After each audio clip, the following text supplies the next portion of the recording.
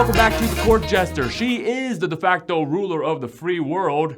Brands such as the Dallas Cowboys and fellow singers such as Bon Jovi don't even exist compared to how famous she is. Easily the most powerful and influential human being to ever step foot on the face of the earth. And we're glad that she is sorta here with us today on the Court Jester. Please give it up for the one, the only, Taylor Swift.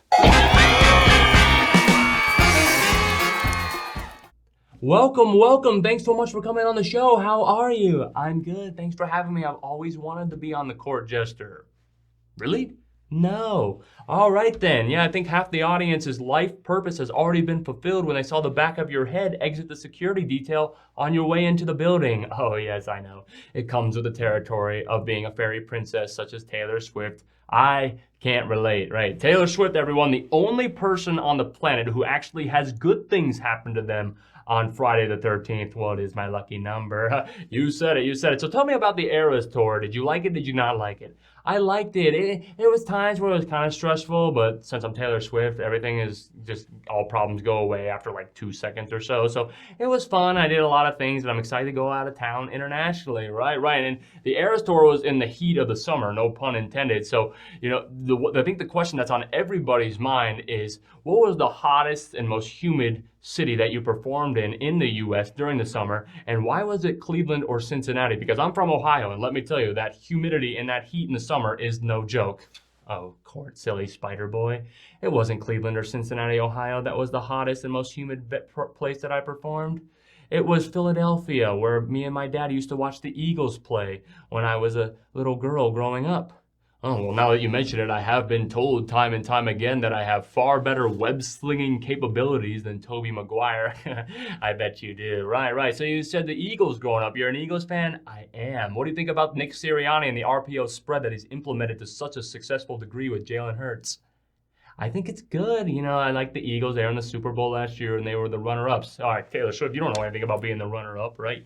You're not in the business for that. No, I'm not. And that brings me to one thing that I did read about you earlier. And you first resided in Nashville when you were growing up. You were born in Wyomissing, Pennsylvania, and then you moved to Nashville to pursue your musical theater career. And I noticed that you came in second place in a singing competition, and that's not a typo. Second place, everyone. Taylor Swift, second place in a singing competition.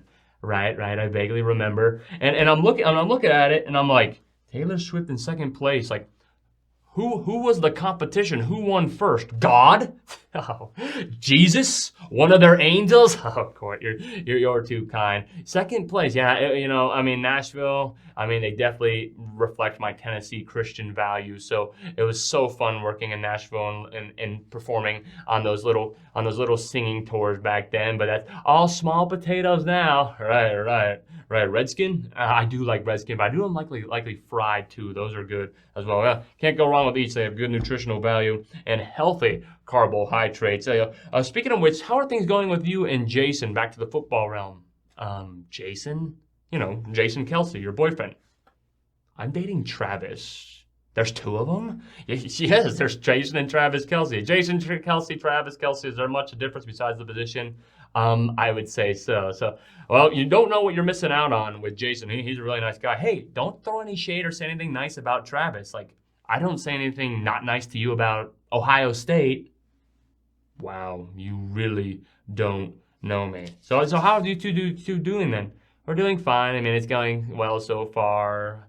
Donna keeps getting in the way, though, at times. I know, I keep seeing her. I mean, you've already taken Brittany Mahomes' spotlight. What do you think about Donna? Well, we'll see how it goes with her. But anyway, just to summarize, things are going fine with me and Jason. All right, and I'd like to finish it off with how someone such as the commoners, from my perspective, knows you now. I was at the Ohio State Fair back in 2008. Have you been to Columbus? I have not. Well, I think I was there one time for like 20 minutes. You're not missing much, trust me. So I was at the Ohio State Fair with my now estranged friend. His name was Isaac, and it was about like 7 o'clock, 8 o'clock at night in late July, and I began panicking because I couldn't find my mom.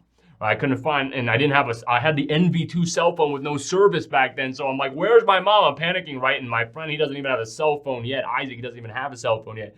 And I had no idea who you are really back in the summer of 2008, because this was right at the genesis of your career, and then you built the career going up since then. But back in 2008, I have no idea where my mom is, and I'm almost in tears, like a 10, 11-year-old kid in tears. And all of a sudden, you know what I hear on the loudspeaker? You're on the phone with your girlfriend. She's upset. She's going off about something that you said. And I'm like, who's that? And at first I know it's Taylor Swift. And then when I went to football practice, because they permit you to play football in the 7th grade now, not the 6th grade, but the 7th grade, it becomes a theme in the locker room. So I guess the question is, how does your music impact everyone from teenage high school girls to an entire locker room full of football players, and everybody knows the words verbatim, knows the lyrics verbatim? Oh, well, that's so flattering, and I'm so honored that you know my song back in 2008. So, yeah, I mean, if it works for one person, hopefully it works for everyone, right? And then the last question I got to ask you is, what would you say if you saw Marsha Blackburn, the Tennessee Senator Marsha Blackburn, in a grocery store aisle right now? What would that be like? Oh my gosh, I hate her. I believe you called her Trump with a wig. Yes, she does not reflect our Tennessee Christian values. We need to vote her out along with Trump when he eventually wins again. We need to vote them out. Don't say you're one of my supporters or one of my many cat lovers if you can't name every species of cat and you support Marsha Blackburn or Donald Trump. All right, everyone, Taylor Swift, T Swift, thank you. Swifty in the house right here. Thank you, Taylor, so much for coming on the show. We really appreciate it. Thank you.